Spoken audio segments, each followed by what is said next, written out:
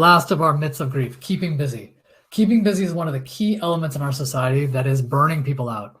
This was a pandemic before we had the COVID-19 pandemic. Okay, this constant state of motion of the mind takes away our resilience and our ability to cope with the ever-changing nature of these times.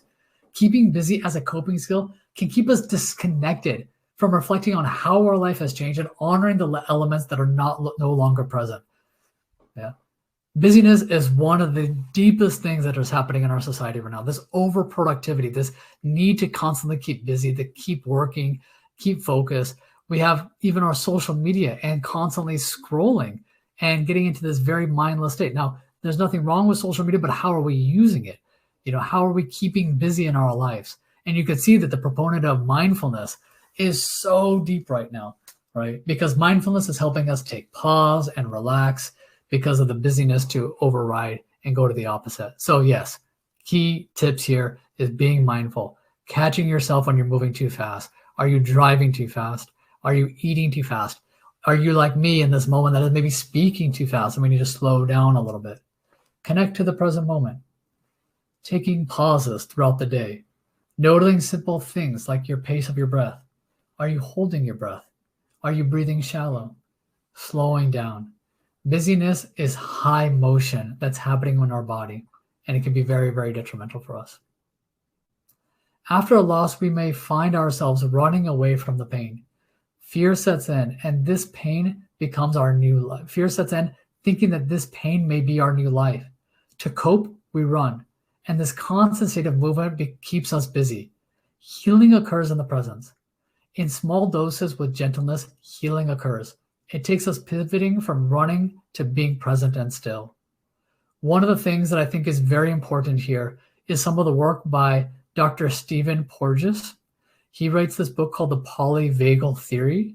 This polyvagal theory concept is remarkably important to understanding this 10th cranial nerve that's referred to as the wandering nerve or the vagus nerve. And it has a dynamic relationship to our internal physiology in the element of the choreography between the parasympathetic and sympathetic nervous systems, that relaxation and this high stress moment. So when we're in a sympathetic motion of our nervous system, we say that it's mobilization. Mobilization means there's a high movement that talks about this work of fight or flight. To fight is a form of movement. To flight is a form of movement.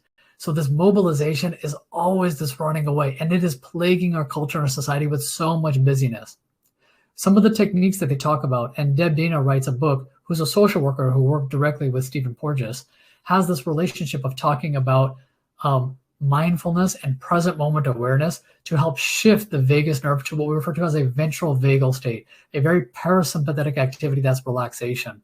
So this is what athletes know in terms of getting into that flow state or high performance, where they're actually able to do, but not from a stressful state, doing from a relaxed state. It's very clear. Yeah, so very good. Thank you, City Jen, for posting that. Okay, key takeaway. Healing can happen, but pain is not forever, okay? We can grow to remember those we have lost without feeling the overwhelming feelings that come with the loss. Yeah.